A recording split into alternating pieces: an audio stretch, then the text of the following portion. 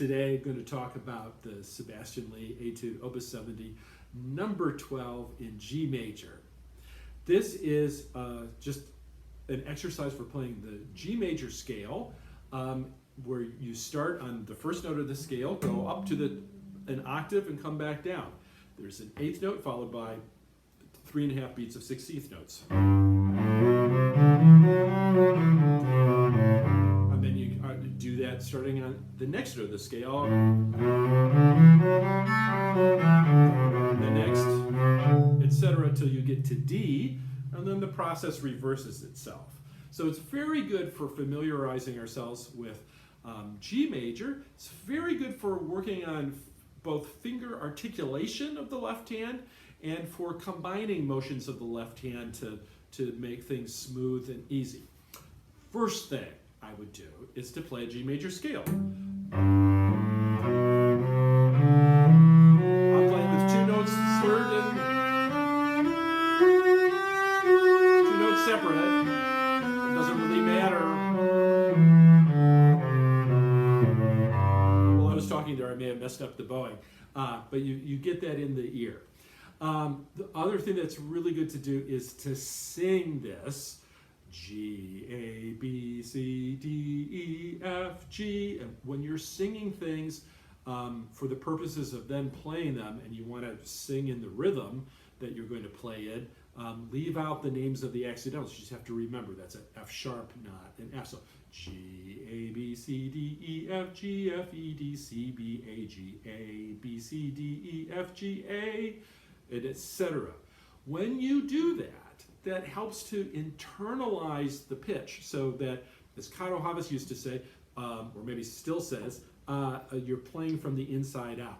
When we hear the music inside us, when we're generating and creating the actual pitch and everything else in our imagination, just miraculous things happen. In the last video I made, I said that there's hand-ear coordination, which there is, and that it's like a miracle. When you hear the pitch, it kind of like pulls your finger to the right note, even if you're on the wrong spot. If you're out of tune on the wrong note, if you're really hearing it, it's like a homing signal that pulls it there. So this is one of the absolute essential ingredients of playing well, is that we are internally creating the sound that is going to come out of the instrument as we're doing it. Okay, so this singing can be done by playing one measure, singing one measure, and then playing one measure. G, A, B, C, D, E, F, G, F, E, D, C, B, A, G, A.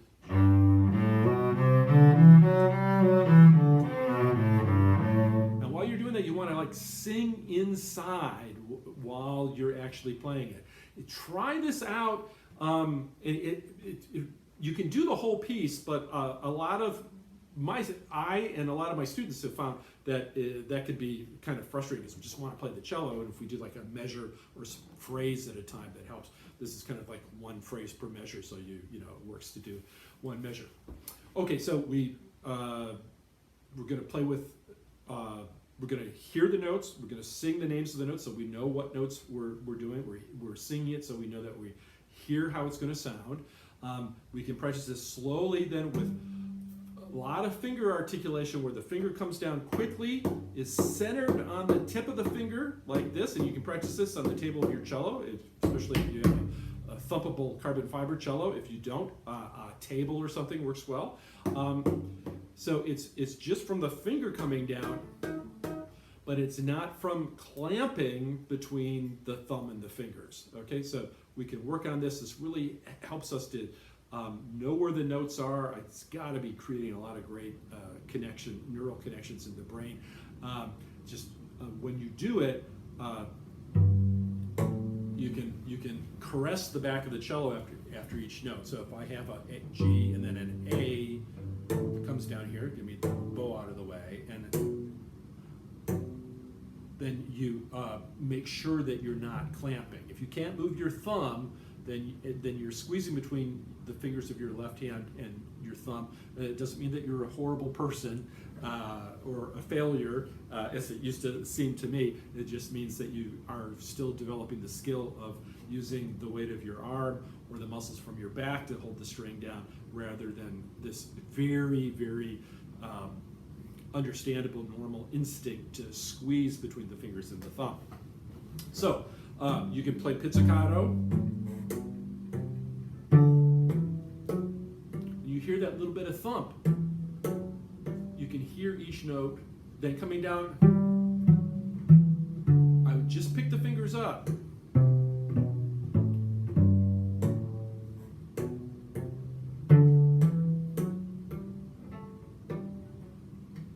Now, in older method books from the time when people were playing only gut strings, some people would advocate kind of plucking the string as you take the fingers off. With contemporary strings made of steel and alloys and all that kind of stuff, it's usually not necessary. Every once in a while, if you're playing an open string, it can be helpful to do a little bit of kind of almost secret pizzicato, but you don't need to do that. So you do that with the bow, without the bow. And for the left hand, right hand coordination.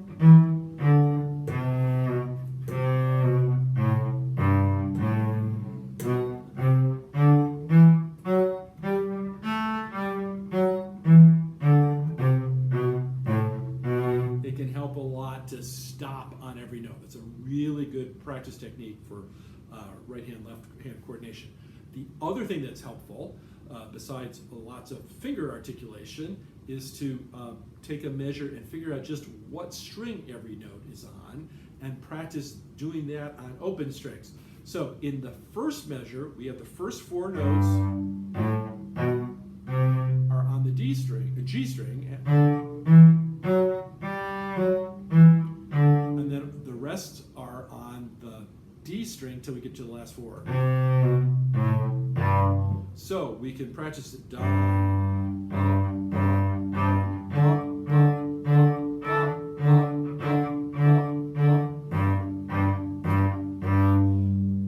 with bop. Say bop while you do it. I don't know. It seems to help me. This kind of string analysis can be very, very helpful. Now I'm going to do it without stopping on every note. Do it smoothly.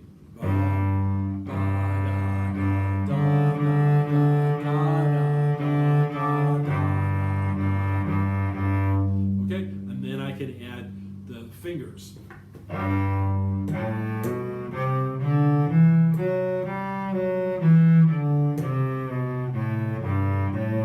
Now this is helpful because when you get to especially a slurred string crossing, like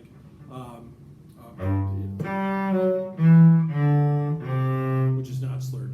Slurred in the next measure, but here, sometimes our hand will.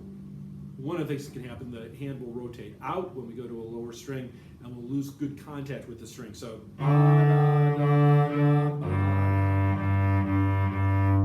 Practice doing that. And then I put everything together.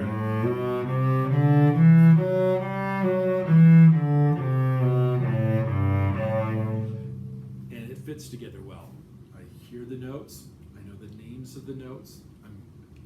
If I'm internally singing the pitches with the names of the notes, it's really very helpful. And I figured out what string I'm playing on. Okay? And then you end up, and it sounds something like this.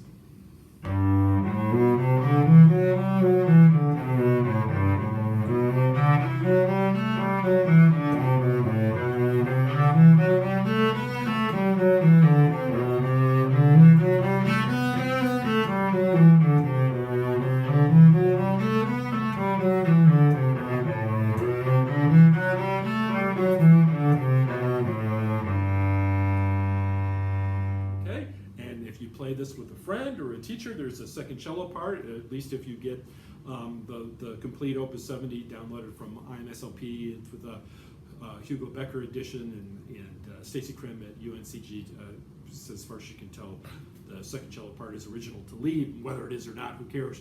It's great to have the second cello part.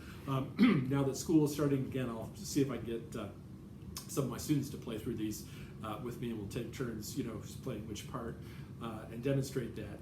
and maybe we can make a recording. I'm trying to figure out how to do a recording with just the second cello part, but there's some way to do it. Maybe we can isolate things so the second cello is in one, the right track, and the upper cello is in the left track or something like that.